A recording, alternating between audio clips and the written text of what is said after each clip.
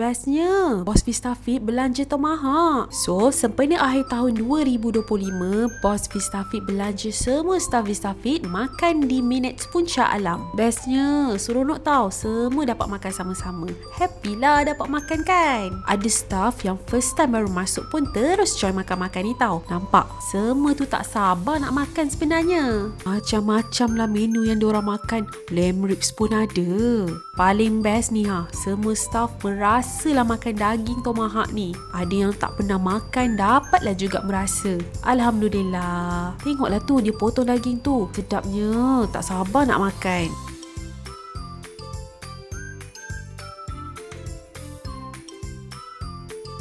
Lagi enjoy, dapat pula dessert. Staff pula semua perempuan, mana tak happy semua kan? So, semoga semua staff Vista Fit ni happy dan enjoy.